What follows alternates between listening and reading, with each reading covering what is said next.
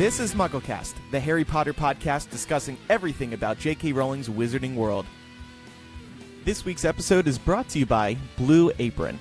Check out this week's menu and get your first 3 meals free with free shipping by going to blueapron.com/MuggleCast. And by Love Pop.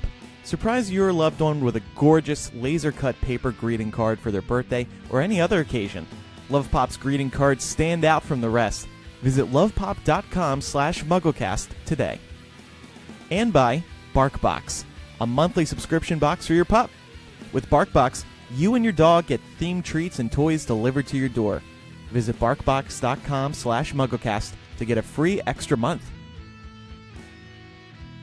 Welcome to MuggleCast episode 333, MC 333. I'm Andrew.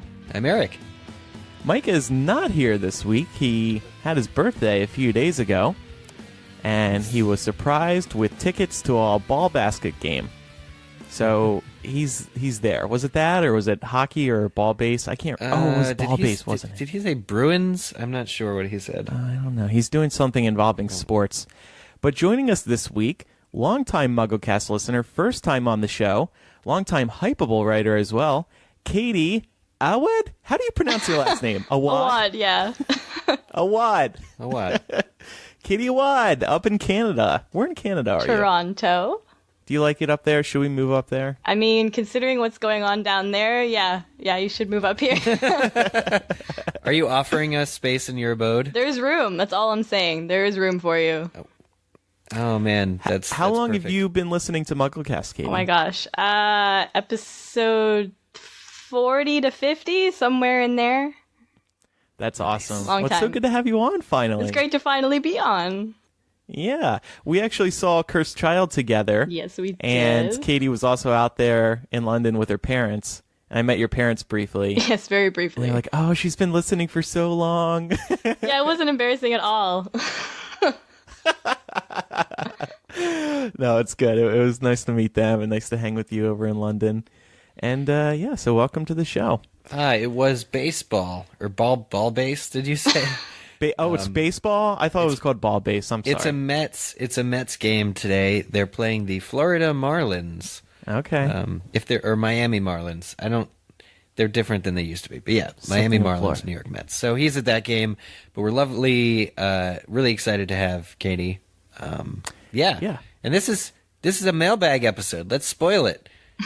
It is. There isn't news, but we also wanted to have another one of these more open-ended discussions that we've been doing in recent weeks. Yes. Spoke about merchandising, we spoke about pop culture, and I was looking through Pottermore the other day for ideas for like what we could talk about. Believe it or not, I'm now going to Pottermore for inspiration. And What have we come to? I found this article that they did on how to talk to that one person in your life who hasn't read Harry Potter, how to like convince them. So I thought we could talk about that, how to convince people that they should be reading Harry Potter if they're not already, especially adults. Yeah. How to get them into it if they haven't, because there are those people. So we are going to talk about that, and actually we're going to start off with that this week. So like I said, I was reading this Pottermore article, and I thought it brought up some interesting points. And we also got some feedback from our patrons as well. So let's just jump right into it. I feel like adults who haven't read Harry Potter yet have been very apprehensive, for starters, because it has always been seen as a children's novel. At least that's what a lot of people say. Which, if you're listening to this show, you know that's BS. Yes, absolutely.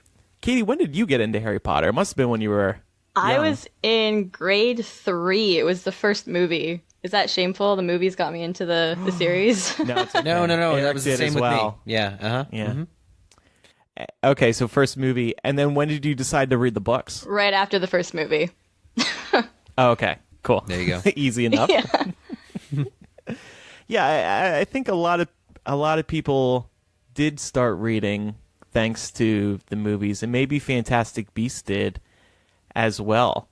So I thought we could just kind of go around the table and one, figure out why people haven't started reading. Eric gets around in Chicago a lot. Do you ever run into people out there who haven't read Harry Potter who are our age?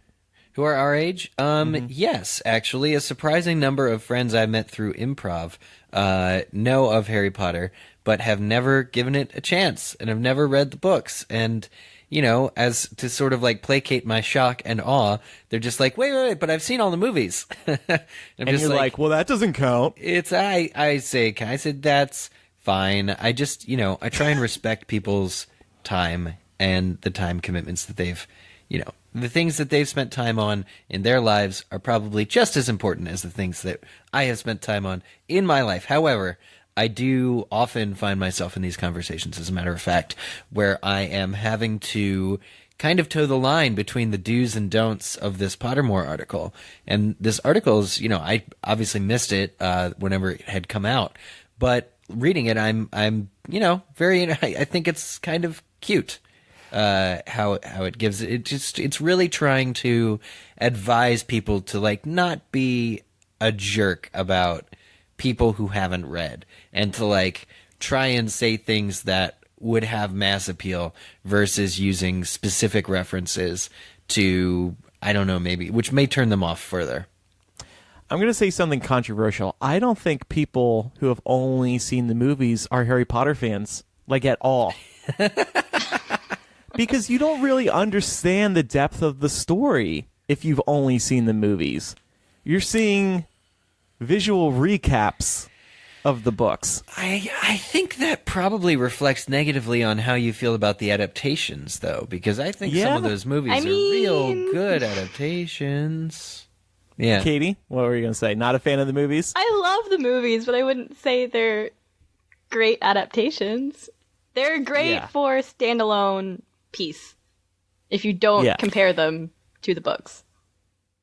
And I guess another reason I say this is because I don't know anyone who has seen all the movies, hasn't read the books, and is a big fan. Well, I don't think you could listen to this podcast having not read the books. I will say that, right? Like, I just don't think there's enough for a listener who has not read the books when we are constantly referencing stuff that happened in books to talk about it. Now, with Fantastic Beasts, it might be a little different on that front because it is just a movie. But before that, you know, it's kind of a wash. And the question then that I have too is, if you watched the movies first, which I did, or at least the first movie, and then started reading, like, are you only a fan if you've seen the movies and then were inspired to read the books? Mm-hmm. Well, I would hope that would be the case, but I know people like my own brother. I'm so embarrassed to say this. My own brother has seen the movies, loves the movies. He loves the details that they do provide.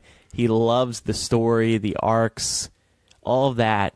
But he still hasn't read them, and he refuses to, and I can't get a good answer out of him for why. You know now, what? his girlfriend just read the books, and she's obsessed. And still, this little brat that I call my brother still hasn't read the books. And he'll text me. He'll be like, Andrew, why this, and that? And I'm like, Ryan, read the books, and then you will find out. And then he thinks he's a smart kid, but he tries to find plot holes and stuff. And he's like, well, why did this happen if that happened? I'm like, just read the books. It'll make more sense. yeah, while he's watching the movies. Because in college, him and his friends love watching the movies, I think especially when they're on like ABC Family. Or, sorry, Freeform. Yeah, and I'm just like, Ryan. It's to the point. Meanwhile, he's reading the Game of Thrones books and refusing to watch the TV show. Oh, my God. I just can't figure so it out. He's just a weird kid. He's just a strange kid, okay? He's just weird. He said he wants to be pure. That's why he's not watching the TV show. I'm like, well, okay. I'm telling you, in the 10-year delay it's going to take from the time he finishes reading those books for the next book to come out, he's going to cave and watch one of the best television series ever put on television. I'll just say that. Right. But that's what I've said, though. Andrew, we've stumbled on the third don't of this Pottermore article. Don't be a book snob. Here's the I can't believe Pottermore is saying don't be a book snob. I'm sorry, but sometimes you got to be mean to your friends, and in this case, you do need to be a book snob. By the way, they included a photo of book snob Hermione raising her hand really high in this part of the article. Here's the explanation. That's exactly you, Andrew. I look at that picture, I see you. It says, of course you've read all 7 books 10 plus times, but a person who has seen a couple of the movies should still be celebrated. Oh, wait. As a potential fan. Okay. Okay, wait a minute. That's a little bit being like a snob, but Pottermore, I think. Mm-hmm. So I jotted down some ideas. First of all, let's say you're at the bar with your friend and you're talking about Harry Potter somehow comes up, and then they reveal that they've never read the books. And then first you gasp, because like this is shocking for most people these days. But I would start off by calmly explaining to them that it is only the greatest series they will ever read. I think it's just that simple. Just aim high. Just tell them right off the bat, you are missing out on the greatest series you will ever read. Speak with confidence when you do it. Mm-hmm. And I would be more confident than ever in telling somebody that, because as we've spoken about over the show's history, particularly in the past year or two, Harry Potter has stuck around. It hasn't been a fad. You carry with you the stories and the characters and the themes and the motives in this series, because they are so good. So I think we should be proud to say, and we should go there and say that it is the greatest series, and you will carry it with you, and it'll stick with you. I do use this technique, actually, and it seems bold. You're right, but I do. I kind of lead with that, to be honest. Because what else would you say? Yeah. What else? What other series could there be? I mean, Lord of the Rings, I guess. But that's only 3 books. Boring. Mm-hmm. Yeah. I tend to, when in conversation, talk about how good it is, and I give a couple little reasons. Characterization, the mystery aspect, and just the depth of Rowling's imagination. But then I also kind of go into as well my own experiences with it, like in the podcast. Sometimes if they're curious, I'm just like, this book series came up right around the same time as the internet. And I happen to mention some of the other things, like the fan sites and things. Like between books, there was a ton of people that like, this is why Harry Potter is so popular. You should not be afraid or apprehensive of how massive it is. That was the reason I didn't like Harry Potter at first. I was like, what's the big deal? Boy wizard, evil old man scary trying to kill him. Oh boy. And I didn't get it. But once you give yourself that shot, you get in so deep. And I kind of like to tease that there's a community out there who would be 100% welcoming. And you could have these conversations with your neighbor that you never could have had before if you just give it a shot. It would be interesting to me now, if you started reading now and you got into the fandom now, how you would get into the fandom. Because, like, there are still fan sites, but they're not the size and the community, like, on a daily basis. It's not there that it used to be. Like, I guess you could listen to the podcast or go to the Harry Potter Reddit. You can still go to MuggleNet and the various forums. But, like, because I met a lot of my friends through MuggleNet, through the Harry Potter conventions, attending events, stuff like that. Like, I wonder if you could make quote-unquote Harry Potter friends these days. That's a good question. I mean, at this point, are all people our age who have not read the Harry Potter books being brought into the fold by a friend who has read?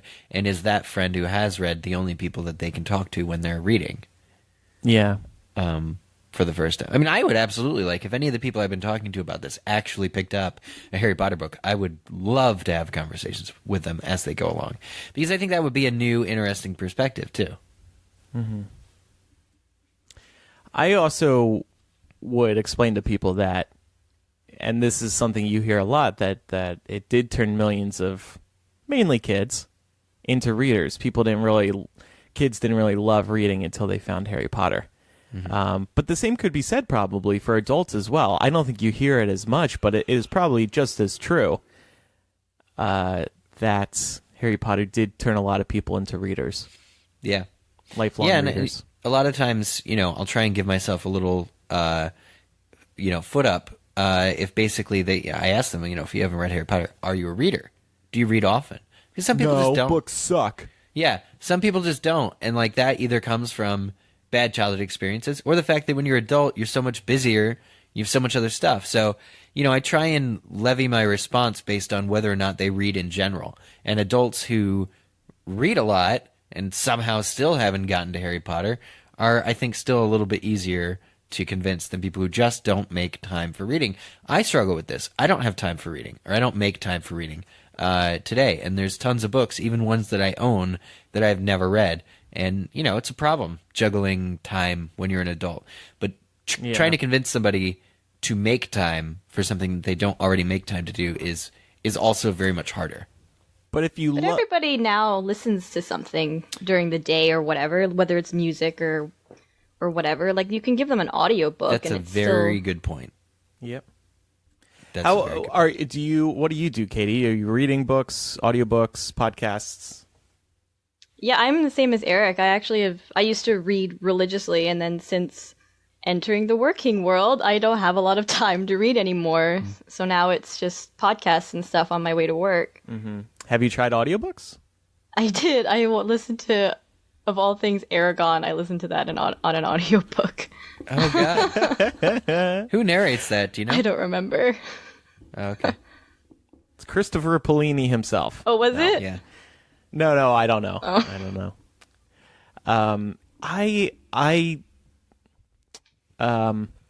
I've been trying to carve out, and I've actually done this pretty successfully.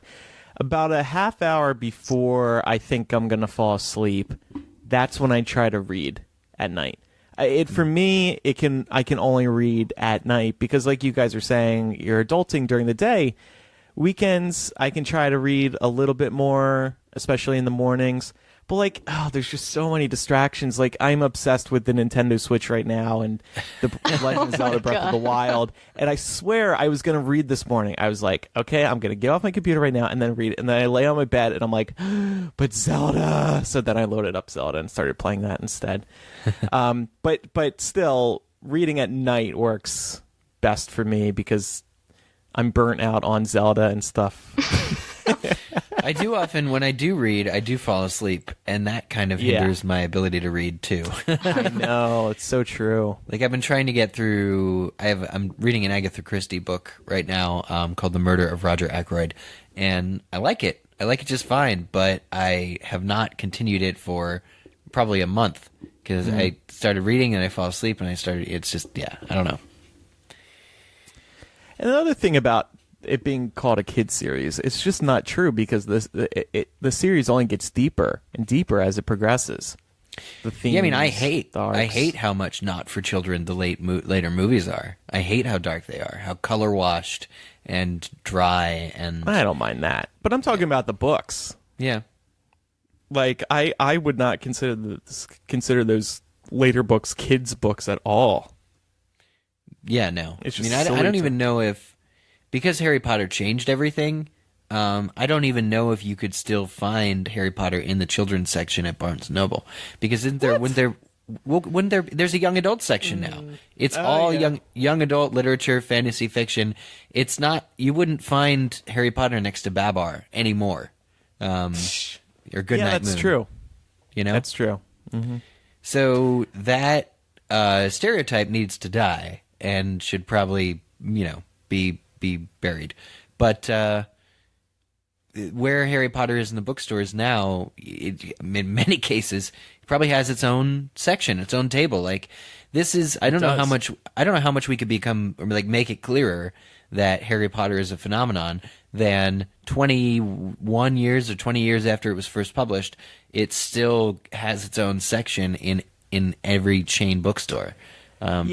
And I think part of that has to do with Fantastic Beasts, but it is still massively popular. Mm-hmm. Along the lines of getting back to getting your friends into it, again, I'm not sure how you make friends in this Harry Potter in this fandom's day and age, but you can tell them, hey, if you're looking to make some new friends, meet your soulmate, you can start reading Harry Potter, which is kind of a weird thing to tell people, but it's also true. Like, you can just tell people that the friends that you've made through Harry Potter. And I know tons of people. Okay, that's a slight exaggeration. Not tons, but I know plenty of people who have met either their best friend or somebody they ended up marrying down the road thanks to the Harry Potter fandom.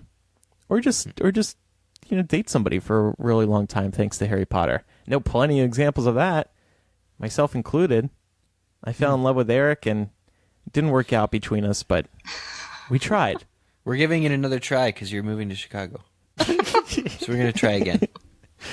Yeah, well, I mean, and I know other people there in Chicago thanks to Harry Potter as well. Yeah. Yeah, absolutely. The community is great, and the people that you meet through it. I mean, I'm thinking like, well, what, on the question of what do people do today or what can people do today, our patron Facebook group is people are still meeting each other. Like, even people who've all read are meeting each other, finding other, common hobbies that they have. It's such a pleasure to watch happen in front of us. It's still happening on the internet today, which is great. And this Pottermore article, getting back to that real quick, ends on a very positive note. It says, "Don't lose hope in converting your friend, and do find out what your friend is into. It definitely won't be as good as Harry Potter, but it might be interesting, question mark. Pottermore is totally a book snob, by the way, or a self snob. But I like that kind of question mark of, well, what have they been doing with their lives? If they have a what else is there in life besides Harry Potter? What else? Question mark.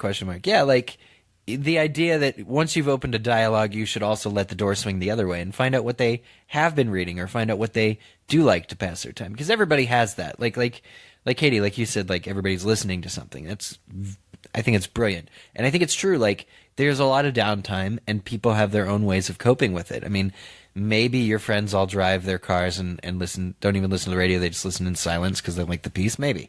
But otherwise, they probably have a favorite podcast.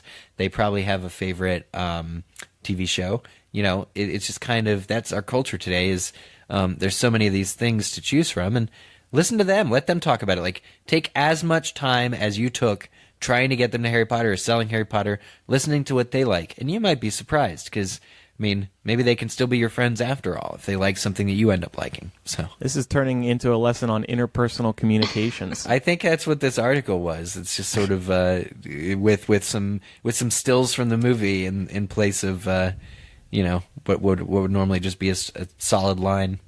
So Lou, who's listening live on Patreon, says, I brought 3 of my friends to an Harry Potter con, and all 3 of them started reading the books and now listen to the podcast. Hey. There you go.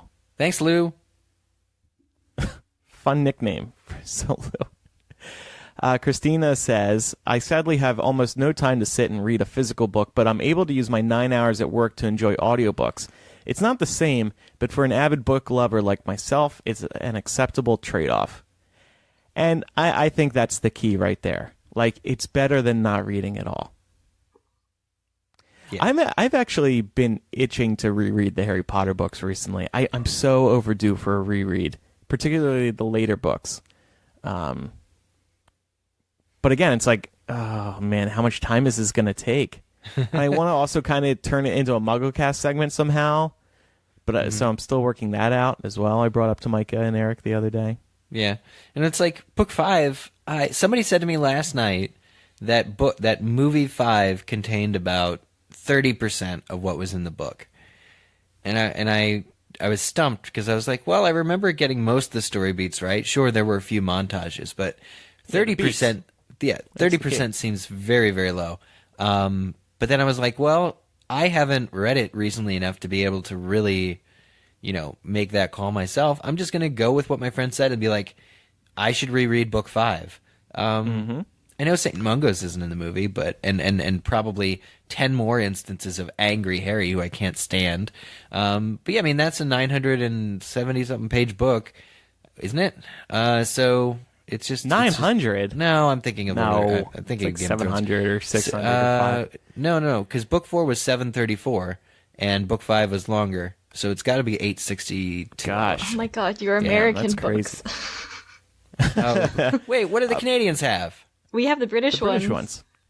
Oh god, but it's still Which the is so same. weird to me because you're on our continent. So what Yeah, the hell? anyway. Yeah, the Queen, man. It's all about the Queen. The Queen dictated. Have you ever been tempted to get the U.S. editions? I have the first one as the U.S. edition. I don't know why. I don't know where it Somehow came from. jumped over the border. We have all the British versions too. I have the adult and children's and the American version. But I don't think so we you better sell step up the your American game. one, so I don't know where I got it from. That's interesting. You should ask. I don't. Well, maybe it was like a used bookstore or something. I don't know. All right, so we want to get to some of our Patreon suggestions, but first it's time to tell you about one of this week's sponsors. It's Blue Apron. They're the #1 fresh ingredient and recipe delivery service in the country. They have established partnerships with over 150 local farms, fisheries, and ranchers across the U.S. So as a result, seafood is sourced sustainably under standards developed in partnership with the Monterey Bay Aquarium Seafood Watch there in California. Their beef, chicken, and pork come from responsibly raised animals. The produce is sourced from farms that practice regenerative farming. So just really good quality food. I've been loving using them over the past few months. They make it easy and affordable to cook delicious, original meals. And it's been great to take breaks from technology and just get my hands cooking. Here are some of the things on this month's menu. Basil pesto chicken with summer vegetable, panzanella, sautéed shrimp and green beans with globe tomatoes, spinach, and orzo pasta. Yum. And whole grain pasta. Summer vegetables with heirloom tomato caprese salad. Oh, the names alone are just so beautiful. Check out this week's menu and get your first 3 meals free with free shipping by going to blueapron.com/MuggleCast. You will love how good it feels and tastes to create incredible home-cooked meals with Blue Apron, so don't wait. That's blueapron.com/MuggleCast. Blue Apron is a better way to cook. And when I'm cooking in Chicago, Eric, I'll invite you over with my Blue Apron box. I'm going to take it away from my parents. They're not going to be happy, to be honest with you. Maybe I should continue having it shipped here so they can separate from me a little easier. Oh, you're leaving, but you're leaving the Blue Apron box, so that's good. Keep those coming here. At the end of every meal, Blue Apron meal, my dad says, "Keep them coming." Every time. Keep them coming. He also asks me, "When's the next one? When's the next one?" It's good. It's good stuff. All right, so back to our discussion here. We asked people on patreon.com/MuggleCast, how would you suggest getting your friend into Harry Potter? First one we got was kind of funny. April said, have them check out Joe's Twitter page, especially if they lean the same way politically. I don't know. But if they don't lean the same way politically, maybe don't tell them about her Twitter account. I don't want to read this liberal's books about wizards. Megan says, always offering to drive and play the audiobooks nonstop in your car. I literally do this, but all my friends are Harry Potter fans already. Yeah, that's a good pretty cool. idea. Yeah. You should Uber drive. You should Uber drive and Oh my just play the gosh. Harry Potter. You could convert the world that way. That would get you a 5-star rating. Like, I've done some Uber driving. If I was just playing the Harry Potter audiobooks, like while I was doing it in LA, I bet so many people would be like, "Oh my god, are you listening to Harry Potter while driving me?" It's like Be story time. Duh. Yeah. You could decorate the inside of your car like Hogwarts too, like the common room. Welcome to would the make Harry it- Potter mobile. It'd be like stepping into Cash Cab, but it would be, Yeah. Potter Cab. You would make it to BuzzFeed. This yeah, Uber at the very driver in least. LA has the most magical ride ever. Yeah, that's such a BuzzFeed article. Irvin has an unconventional way. I have to shout out to this. An unconventional way of converting Harry Potter fans. For younger teenagers, I play them some Swish and Flick. It's and FYI, I'm pretty sure they mean Swish and Flick, the Wizard Rock band. It's just naughty enough to utterly thrill them, and when they want to, then they want to read the books to get all the dirty jokes. I've gotten about half a dozen converts that way. I'm glad this works for Irvin, but this is not the way that I would approach getting fans into Harry Potter. Swish and Flick. They're that dirty? They're like, here, I can play you a sample from. Well, I got it up here, so just give me a song, I'll play it through. If You Didn't Come to Party. If You Didn't Come to Party. I don't see that one in the top. Hold on. Well, which ones do you see? Here, I'll play it. Hold on.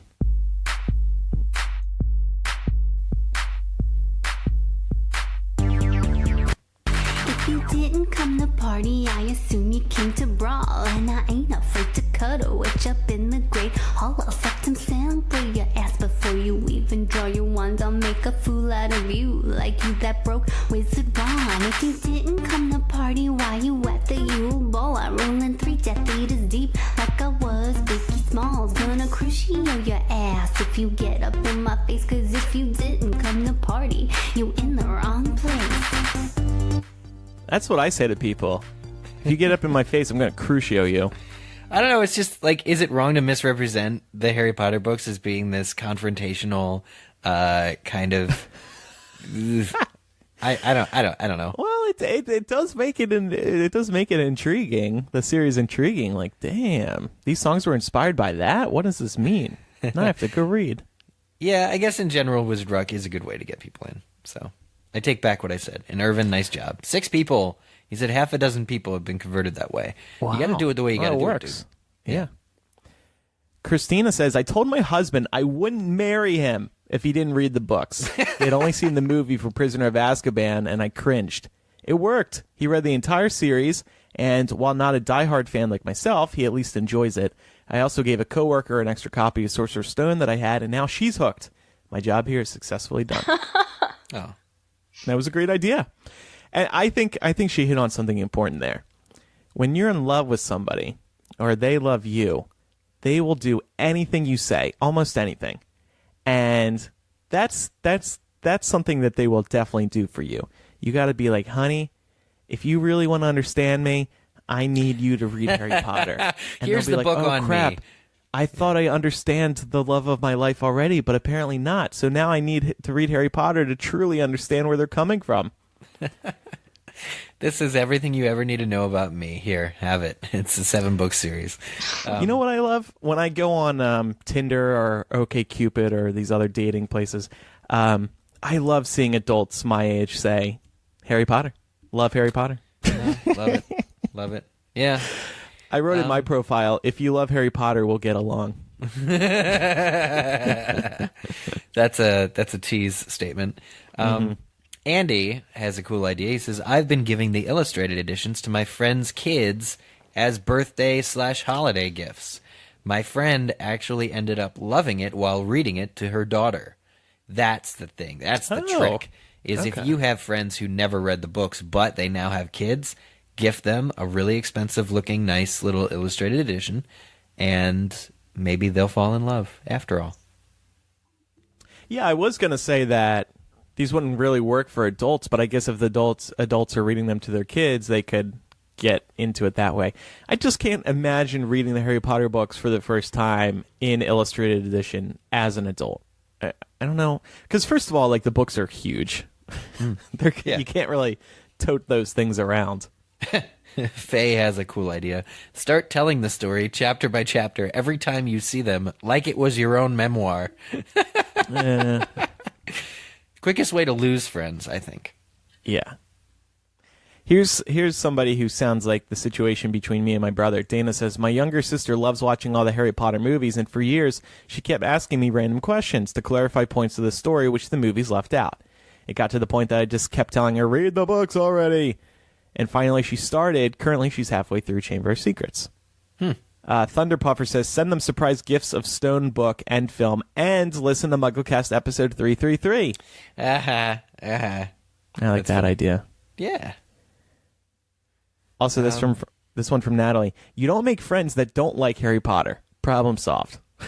Those people who haven't read it or watched the movies aren't your real friends. Katie, have you ever had to convert somebody? No, I mean, I've tried to. It doesn't seem... People are very difficult. I think the best thing...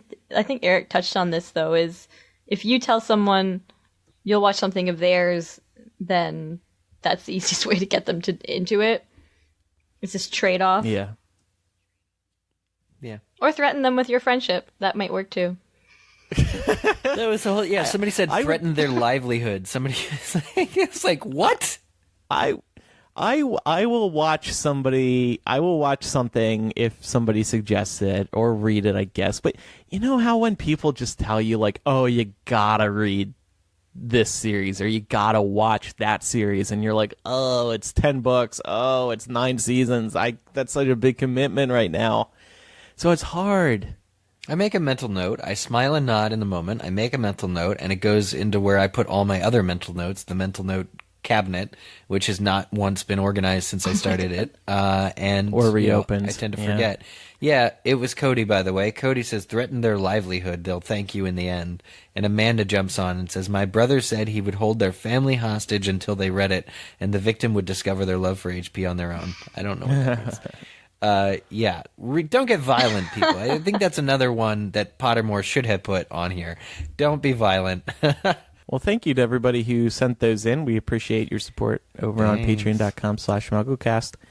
I was also thinking, what could Team Rolling do to get adults into the series? We don't want them to release more editions. No. We have enough of those. Yeah, plenty. Did the U.S. ever get adult Harry Potter editions? I don't think so.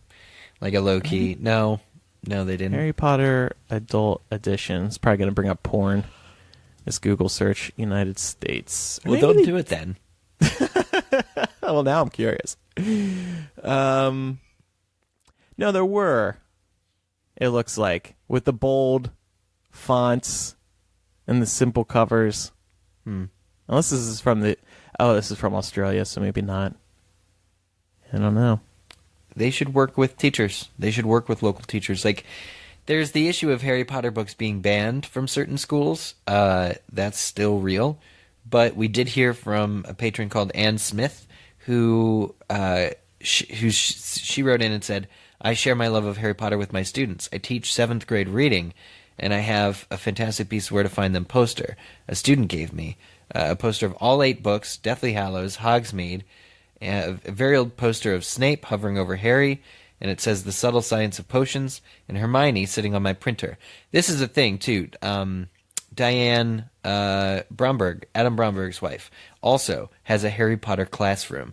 And I think Team Rowling should really reach out to these teachers who have that sort of thing going on in their rooms and provide additional resources or knowledge on, how they can optimize, how they can do even more with their students, fully within the guidelines of whatever their school might prohibit.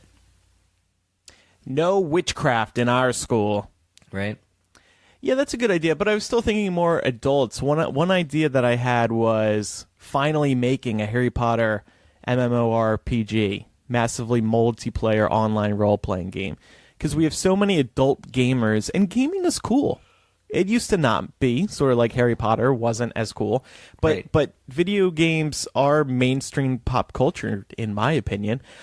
And I mentioned Legend of Zelda Breath of the Wild. That is an open world video game, which is just so beautiful. And I would love, and I'm so sure that many people would agree with me, having an open world Wizarding World game set during Harry's 7 years. Just do all 7, make the whole castle, all the grounds, be able to go out to Hogsmeade, go out to the Ministry, go out to Diagon Alley, stuff like that. If it was a compelling video game, I think you would convert a lot of people into reading the books. Yeah. And it doesn't even have to be online. It could, because like Zelda's not. MMORPGs typically are.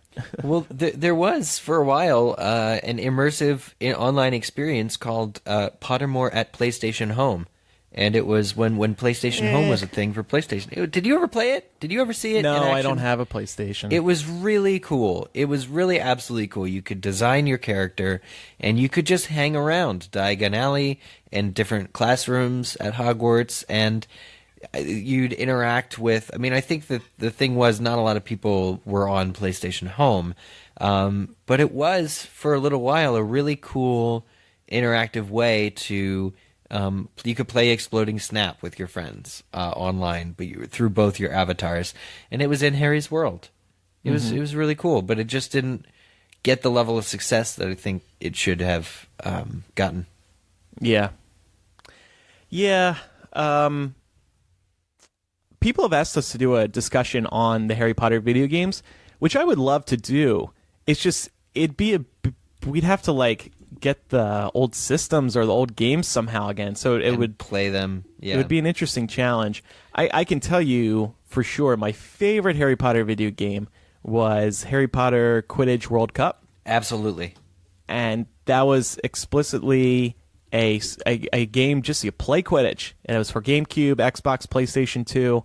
Came out in 2003. It was by Electronic Arts. My God, it was fantastic. But there were some other good Harry Potter video games. I'm sure some of you are reminiscing right now. but yeah, I mean, we can try to do a discussion like that sometime. We'd all have to at least play one game, I think, to refresh ourselves. Yeah. How about re-releasing the movies in theaters? I feel like that could help too. Or it might proliferate the fact that the movies are subpar and people will go see them and be like, "Oh, that wasn't much." It's sort of spreading the problem, which is that the movies don't capture everything in the books. I don't think it is a problem. I think the movies are a gateway to something better. I don't think you watch the movies and you're like, these suck. I think in most cases you watch the movies and these are intriguing. I want to know more. At least they still do Harry Potter weekends on Freeform. A lot. Like every weekend is Harry Potter. Every weekend is Harry Potter weekend on Freeform, yeah. To see that level of commitment or endorsement from a major television channel is pretty heartwarming. Yeah. You don't think that might be part of the problem, this oversaturation? So people just don't want to bother because they see it all the time? Yeah, I think that's probably exactly true. And they could also feel that they already missed the boat. So it's like, why bother now when all this is already out? You're missing that release hype. It's kind of sad. Huh. But I choose to remain hopeful that given time and patience, everyone will read Harry Potter. Wow, the eternal optimist. Good for you. All right. Well, if anybody has any additional feedback there, feel free to email in mugglecast@gmail.com or hit us up on Twitter, twitter.com/mugglecast or facebook.com/mugglecast. We're going to get to some mailbag items. We have emails and we've got voicemails.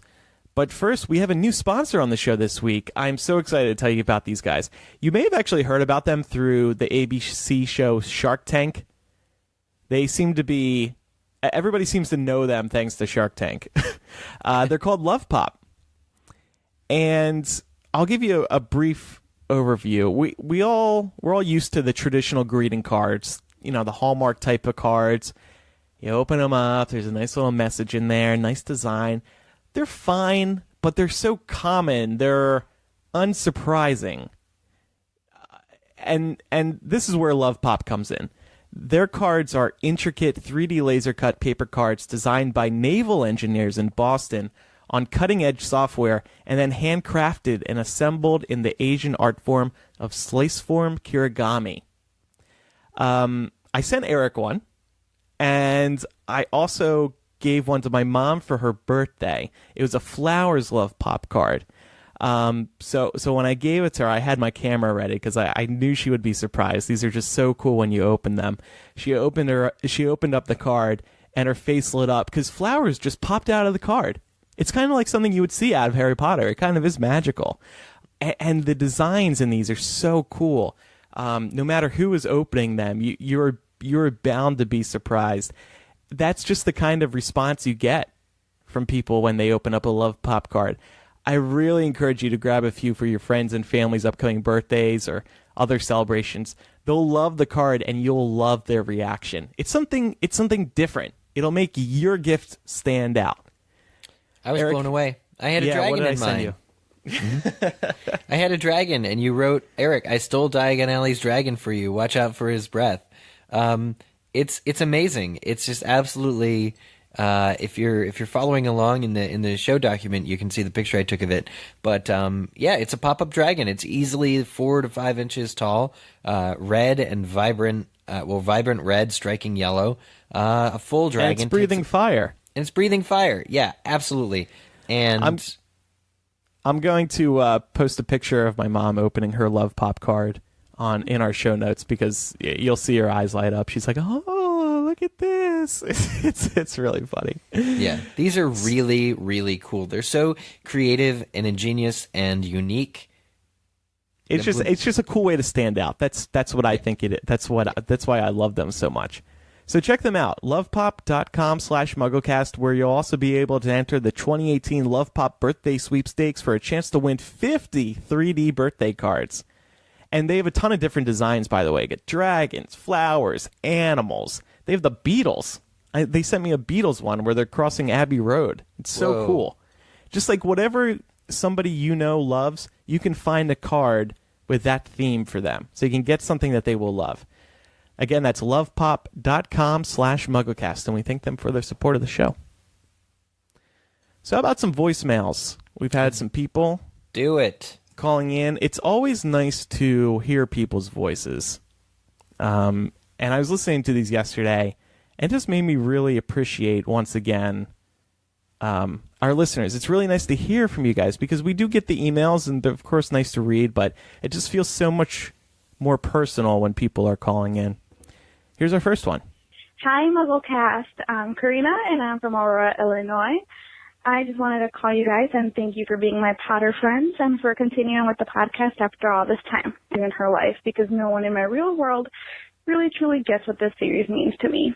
I actually wanted to brag a little bit, if that's allowed, by telling you guys that I won second place in a Potter trivia event here at a bar in Illinois. I know you guys are going to say, why not first place? Well, the answer to that is because my 3-person team was made up of myself, my sister, and my friend, who were both there as, cheerleading support for me, because I didn't want to go alone. They knew many of the answers, but I really carried the team, and the first place team was made up of, 6 people who all looked like they knew their Potter inside and out. And I want to say there were, 10 teams there were, 10 teams total, maybe. I'm not sure. But we won a gift card, so yes. Out of 60 trivia questions, I only got 2 wrong. So that really made me feel like I deserved my Potter tattoos, which I have 2, and it just makes me feel like I do know my Potter, and now I can really tell people that I am obsessed, which actually everybody in my life knows that, so I didn't really have to tell anyone. Anyways, thank you for listening to me brag a little bit, because I've bragged to other people in my real world, but like I said, it's just not the same, and I know you guys will probably understand me a little more. I love you guys so much, and please keep doing the podcast for as long as you can, and you'll always have a faithful listener in me, and spoiler alert, Snape killed Dumbledore. Bye! Whoa, rude. Oh, man. Well, that's what we're here for. And congrats on placing second in the Harry Potter trivia quiz. Yeah. I've never done one of those trivia quizzes before for Harry Potter. They're actually everywhere in Chicago. We need to go to one. Yeah, well, that's the whole thing is, when you get here, man, I will absolutely do it. There's a recurring one. It's sometimes it's Geeks Who Drink, other times it's Brain Busters trivia. They just do their Harry Potter nights are the most well-attended trivia nights that they have, and it's impressive. But mostly I'm upset that this caller did not identify what her team name was, because that's the most fun part of doing trivia, is picking a fun team name. Mine most recently was the Blast-Ended Skanks. Oh my God. Why do you have to go with Skanks? Why not Scroots? Well, the girls named it before I got there. It was some friends of mine from college. But sure, blame the girls. Yep. Mm-hmm. Have you ever done a Harry Potter trivia quiz, Katie? I have Pub not. Quiz? I don't know where they are here. We have a Harry Potter bar that's done a couple, but I've never gone. Oh, Bad Owl? Have you been to that Harry Potter bar? Or is it the Lockhart? Yeah, the Lockhart. Oh, yeah. It's Cool. great. Yeah? Drinks on fire. Drinks that change color. How many times have you been? Only twice. Oh, that's not bad. That's cool. Yeah, I want to do one of those, Eric. I'm a little scared, but do you wear your cloak to it? No. No. Can I wear Should your I? cloak to it? I would wear my cloak to it. Wear my MuggleCast shirt to it. Okay, here's another one. Hey guys, this is Sarah in Orlando, Florida. I've been listening to you guys for a little while now, but I have a theory of why Harry Potter has gotten, why it's so big and why so many people can get into it, especially with, all of the fan-made material. And I believe that is because J.K. Rowling gave a personality and some sort of insight to every character that she has ever mentioned. In a lot of other series, a character like a parent figure or a distant family member might be mentioned by name only. So we won't know anything about that person. With J.K. Rowling, she doesn't tell us about anyone without giving us some sort of information, which is, I think, one of the reasons that maybe we don't know so much about Harry's, additional family members like, great-grandparents and, any potential cousins other than, Dudley and the aunt and uncle and all that. They don't deserve their names mentioned. They're awful people. But anyway, I also am an avid Harry Potter fan fiction reader, and what I have noticed over the years is that on any fan fiction website, Harry Potter has the largest number of fan fictions of any fandom out there. And to top that off, inside of the number of fan fictions, the number of couplings between hero and enemy or bad guy, good guy kind of deals always trumps the straight couples. There are fewer Harry and Ginny fan fictions than I think Harry and Hermione, which I'm personally not a fan of. But as a whole, I believe there are more Harry and Draco fan fictions than any other what we would refer to as a slash couple. So yeah, I think that's definitely something that deserves to be spoken about. So you guys keep up the great work and have a great day. That was some interesting information, huh? Yeah, definitely the well-roundedness of characters and the flexibility of the imagination to put characters in different pairings. Yeah, I 100% get behind that. Is it because it's forbidden love? Probably. Harry, Hermione. Katie, did you ever read fan fiction? I never got into fan fiction, no. Oh. My issue I with didn't either. I mean, it's a very surface issue. I'm sure if I tried hard enough, I'd find one that I liked, but none of them, the ones that I read, fully captured J.K. Rowling's voice. No, you don't say. Yeah. Very J.K. Rowling diplomatic. should write some fan fiction. And Well, no, and don't also- tell me that Cursed Child was it. No, yeah. Well, for also, what was it? During the series, I didn't want to get dates and facts confused. Like, I didn't want to, because I knew I would not be able to read fan fiction and separate it from Harry Potter just as a thing. Like, I would be thinking about, while reading book 6, I'd be thinking about, didn't Harry have a pet talking snake? And when is that snake? When is that talking snake going to show up? How am I on page 200 of Half-Blood Prince and that snake pet that Harry hasn't showed up? And be like, oh wait, that was Harry Potter and the Psychic Serpent. That was fan fiction. That would totally be me. I'd be getting all my information, my wires crossed. Yeah. So that was it. It was a failure of my own brain capacity and not a failure of anyone else's.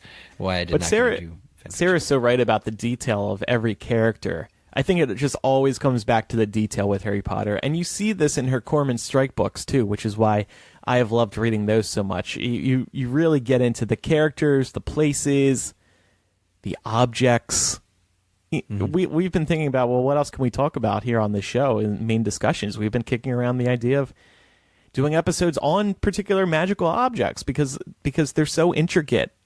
They're awesome. They're so important thanks to her detailed writing. Mm-hmm. Okay, here's our next voicemail.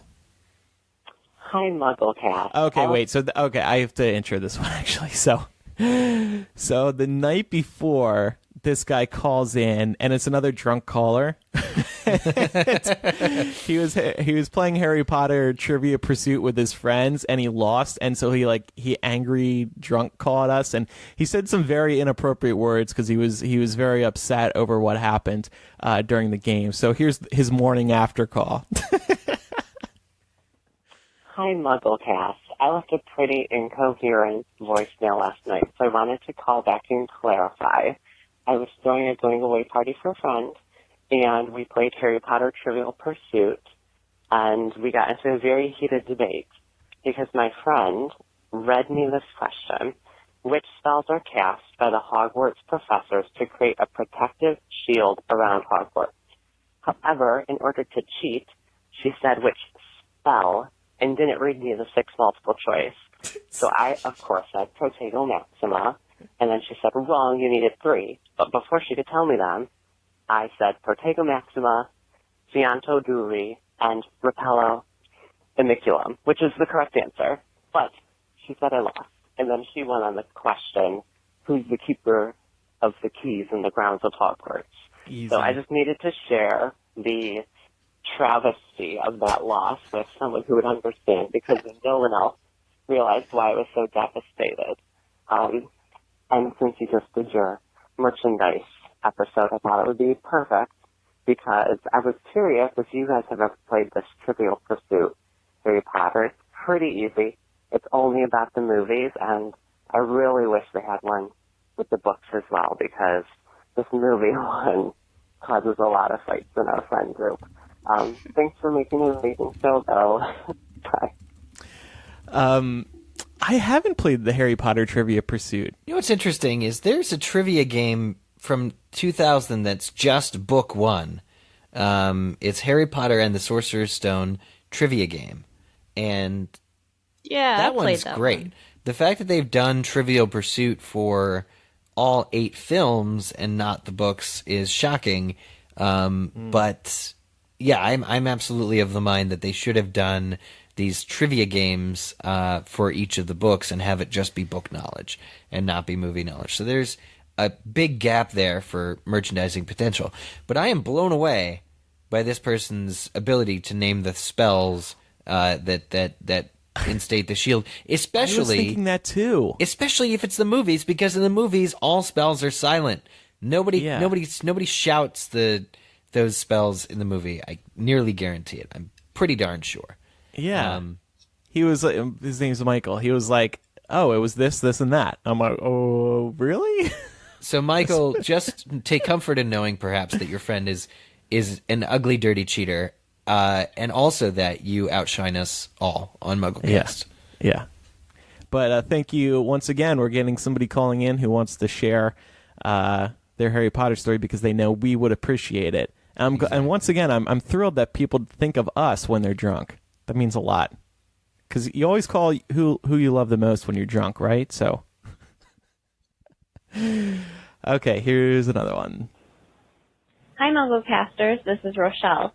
I'm a longtime listener of the show. I've been with you since episode 50. So I had a question today that I was going to throw out at you. What do you think about the possibility of the snake lady in the circus being Credence's mother? Hopefully you guys can talk about this on the next episode. Thanks, and keep up the great work. Mom, is that you? Mom? Can you imagine? It's. I wouldn't rule it out at this point, just because we don't know what Credence's journey is going to be.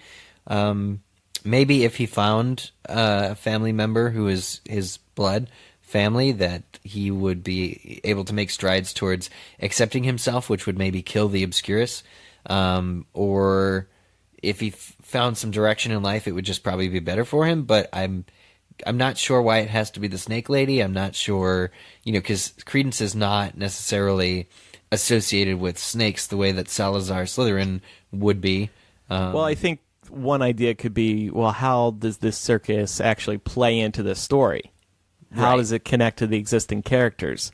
I know we've thought about Newt being someone who's interested in creatures. Perhaps that's kind of how they get involved. But I could see a surprise like this happening, or somebody in the circus being related to someone in the main cast of Fantastic Beasts. Yeah, we should remember that the wizarding community is much smaller than the Muggle world, and so all wizards are interrelated in a very narrow way. Okay. It wouldn't be surprising. Thank you, Rochelle, for that. Here's the next one. Hey, y'all, it's your favorite Southern listener, Ryan. Not Ron, Ryan. Hey, Ryan. When I first talked about it, I just kind of punched myself. I just heard y'all's latest podcast talking about it again. I'm going to be down in Orlando on my honeymoon the weekend after the daggum Harry Potter night. I was like, oh my gosh, we missed this freaking thing by 1 week. It's going to be happening. So I'm just wondering if y'all are going to be down there for any extended time or if y'all just be down for the weekend. I know y'all are going to have a great time with it. Just wondering. Y'all have a good one. Bye. All right, yeah, we're just going to be missing you by a week, it sounds like. I'm only going to be down there for 3 days, and I think, Eric, you're only going to be down there a little longer. Yeah, for September 1st, the Friday, Friday after next, for MuggleNet Live 2017, 19 years later. We'll talk more about that at the end of the show during plugs. Eric is contractually obligated to say the full name. Yeah, I'm just letting you know what it is so you can do a Google search. But it's MuggleNetLive.com. Yeah, sorry, Ryan, but I love your Southern accent. It's awesome. Okay, so here's another one. Second to last. Hi, MuggleCast. My name is Kyle, and I apologize. I left you another message, and because my phone is a piece of garbage, my music kept starting, and I got distracted, and I got cut off. Basically, I wanted to say that you guys are awesome, and that you got me into podcasts, which was not a thing I ever thought would happen, because I thought podcasts were ridiculous for so long. And if we just completely ignore the fact that my other message happened, we can talk about, I wanted to talk about Azkaban, because, like it was said in the last episode here, I think that Grindelwald's going to break out real quick, because no one wants to watch him, like, sitting around in jail. So, but then I was thinking ahead to how, after Kingsley takes over, Azkaban kind of changes completely, and they get rid of all the Dementors, and they move on to just having auras as guards, and, like, is that effective? And also, how can they do that? Because I thought the whole point of Azkaban was, like, it is imbued with dark magic, and the Dementors would never leave, and how do you even purge a Dementor? Because that's not a thing we've ever seen or heard of. So, I've said all the things. Micah rocks. Bye, guys. All right, got a Micah fan here. I also listened to Kyle's other voicemail. He had some nice things to say about how he hasn't been to the theme parks because he's been in school for, I think he said billions of years, which may have been a slight exaggeration. But he hasn't been able to get down to the theme park, so he's enjoyed hearing our descriptions of it because he also doesn't want to see spoilers. So we're like a nice balance between avoiding spoilers and getting some information about the theme park. So thanks, Kyle. It was nice to hear your other voicemail as well. I did some looking into your question here about Azkaban. The Dementors decided to leave because Voldemort were offering them a sweeter deal. Oh, by having a little more freedom, doing something a little darker. And so they left on their own. Right. Well, they left on their own, but they were also encouraged by Voldemort. I mean, they wanted to get rid of the Dementors, and the Dementors were willing to go because Voldemort was offering them a better deal. Yeah. More fun, I guess you could say.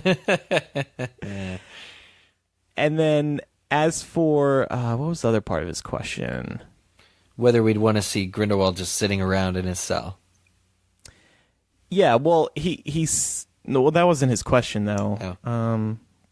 Was it like effective to have just Aurors? Oh, right. Yeah. Well, the thing was, there was when there were breakouts, Barty Crouch Jr. was smuggled out by his father, Barty Crouch Sr., and replaced by his dying mother using Polyjuice Potion. And the Dementors didn't see that coming because they don't. Yeah. Well, because they don't know love. They don't have eyes. Well, but I mean, figuratively, they didn't see it coming because they don't understand love and caring about somebody else. So by putting in Aurors, they can maybe anticipate those kinds of breakouts.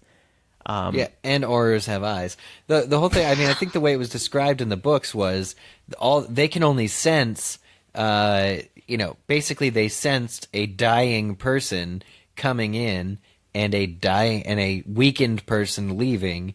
It's basically the same. And Barty Crouch's mom was in there and was not of an emotional state where she was strong, and so they just did a switcheroo. They did an Indiana Jones, thing with the idol and the bag of sand, pretty much right under the Dementors' noses, and that's how Sirius Black escaped. Like, he also was able to find the courage to slip out, and I think it has to do with the Dementors being blind. So having humans running the cells, you admittedly do have criminals who are stronger because they're not being subdued by the magic of the Dementors, the effects of the Dementors, but you have Aurors who are pretty good at what they do, I hope, and they can certainly spot something like that. I was also reading that the Aurors kind of rotate. They don't have specific Aurors that are there all the time, which is a good idea because it'd be probably quite a drain. But I was also wondering then, is getting the Azkaban shift like equivalent to being called for jury duty or just being like on call? With some jobs you got to be on call certain weekends to take care of stuff. Like that must be awful to get the Azkaban shift. Yeah. Well, if you're an Auror, you've pledged to protect the Wizarding World. Yeah, but just a dreary and evil place like Azkaban. Ugh. I do wonder how significantly different it looks without the Dementor's presence there. But you're absolutely right about the Dementors sort of being strangely drawn to that area as a result of Azkaban's own history.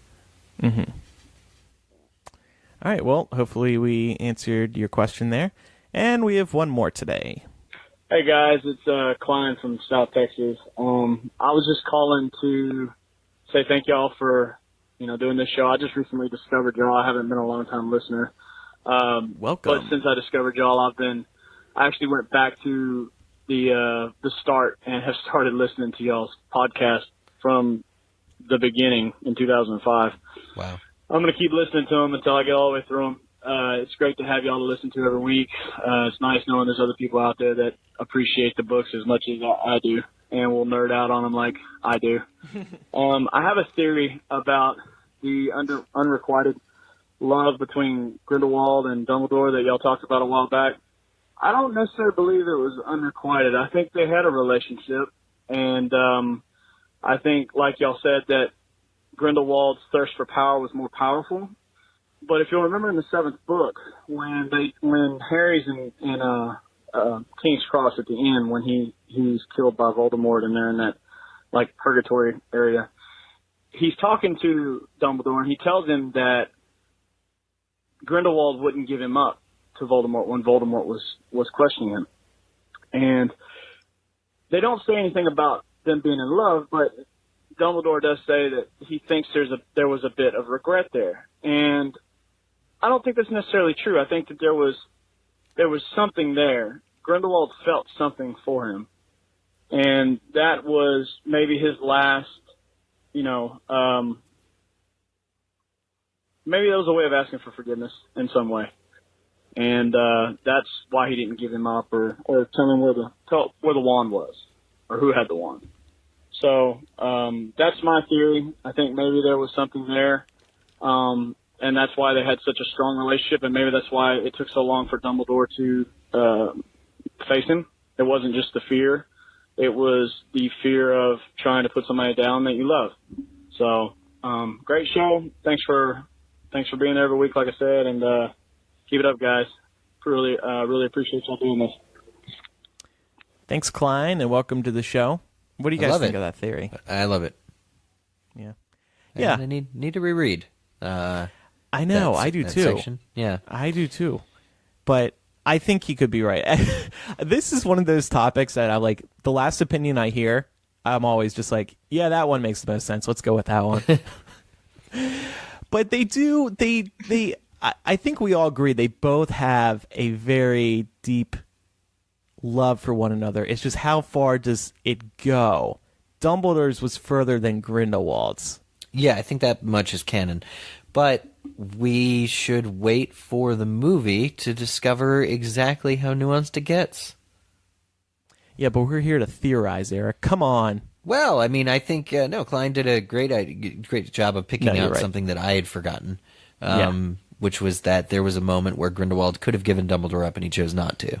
Dumbledore was already dead at the time, but still, just maybe protecting his corpse. I don't know. They just care about each other. I mean, but the love thing, that's the part that may have been unrequited. Right, it might have just been massive respect. Yeah, that's what I was going to say on Grindelwald's part. Probably was just a lot of respect. Mm-hmm. Well, and a disrespect for Voldemort, right? It's like, what are you going to do? If you're going to kill me anyway, I'm not giving you what you want. I spit at you in your general direction. Yeah. So. Okay, we have an email getting back to our last episode, which could open up some interesting discussion. But we have another new sponsor this week. I'm so excited to talk about these guys. BarkBox. Woof, woof. They are a monthly subscription. They are a monthly subscription service for your pup. Who you just heard, Eric evidently is a dog. Woof, woof. They let you easily bring your dog joy every month. I've brought up Brooklyn here on the show multiple times, my dog, and I've been using BarkBox over the past year.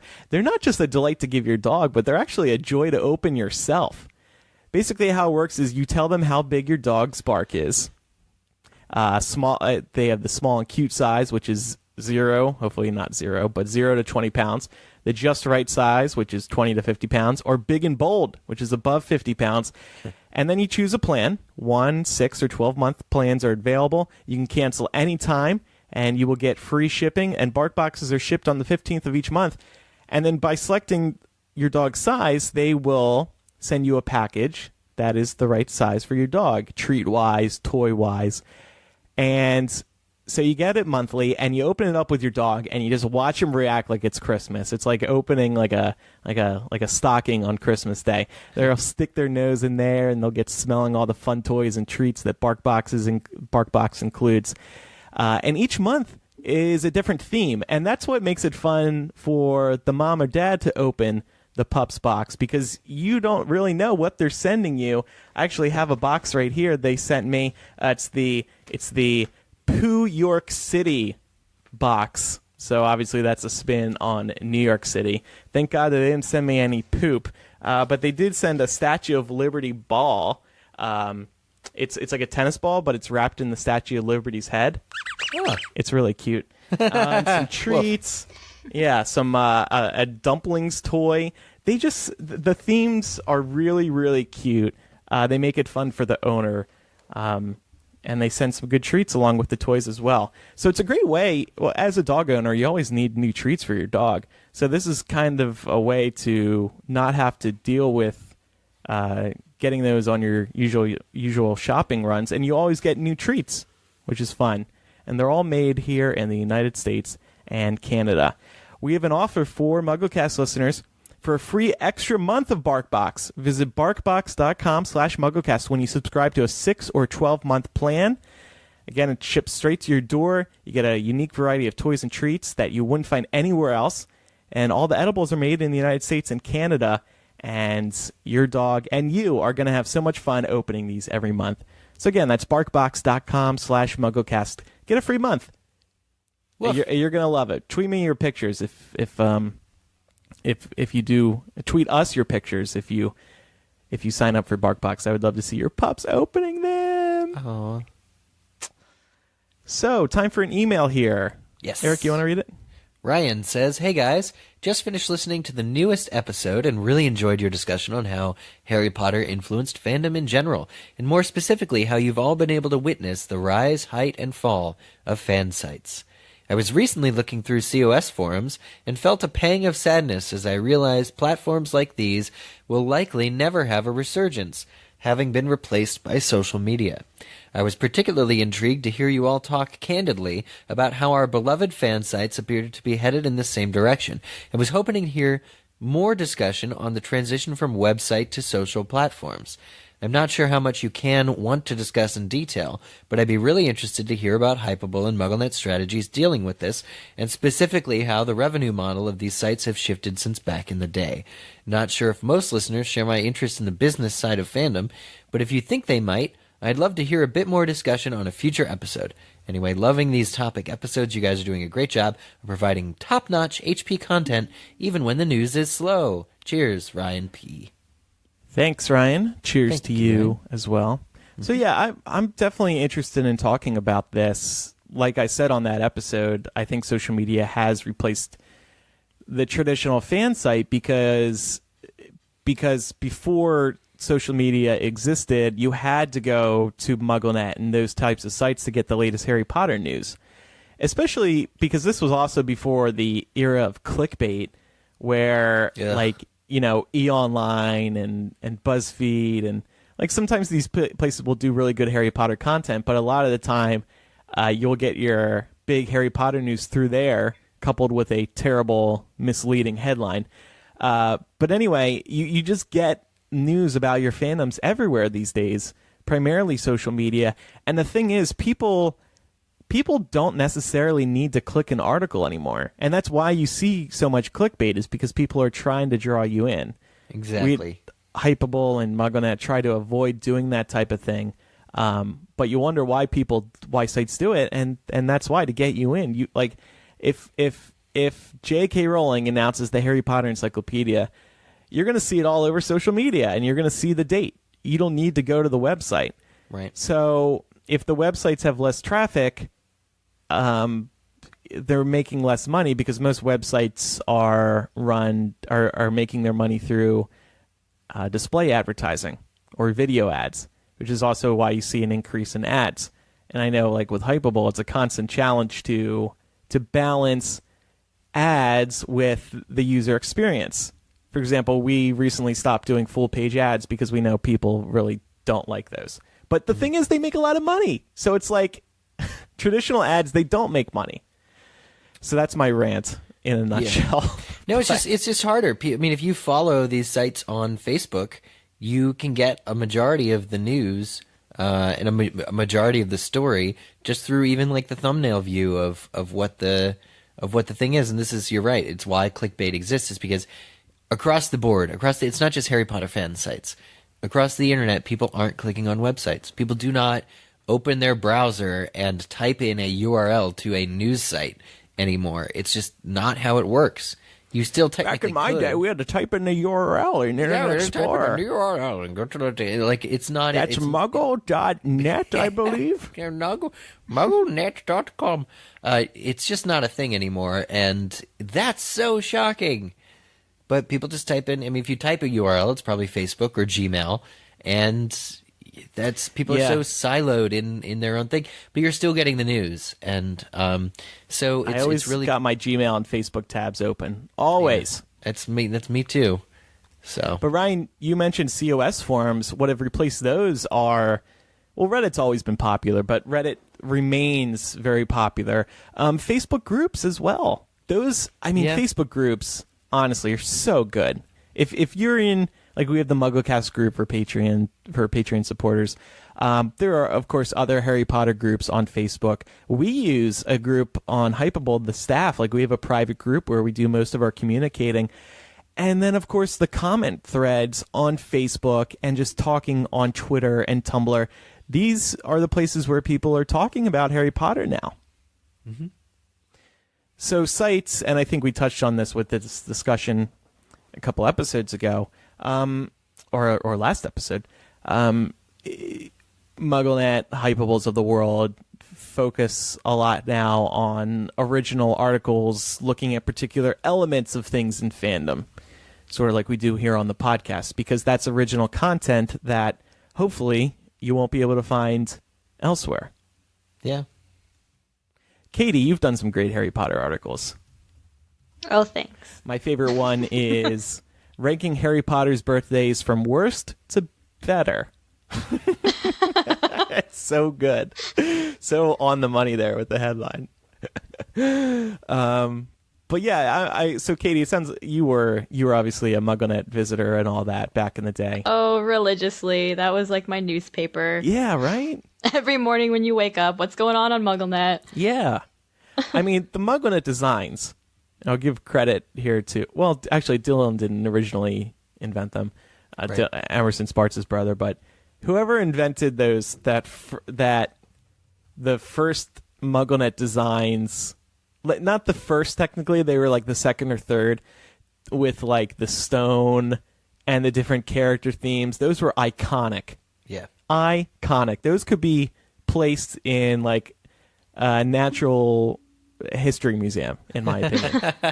Those are just the best things ever. Well, they were just the best Chamber of Secrets movie posters too. Which I think they were based off of. They had the Ron with the Mandrake, Hermione with the book, and Harry with whatever Harry was with. But yeah, I mean, they were the color themes, the interchangeability of it all was really, really, really cool. And websites still haven't been that cool, I don't think. Yeah, and I mean, one thing that these sites like Hypable and BuzzFeed, etc., won't be able to ever recreate are those very intimate websites that just bleed Harry Potter. Like those, you'll never see BuzzFeed with an amazing Harry Potter design, or fun Harry Potter themes where you could pick your character for the website. So I miss the old days. Yeah, those were where I could have Hermione as my MuggleNet theme. Woof woof.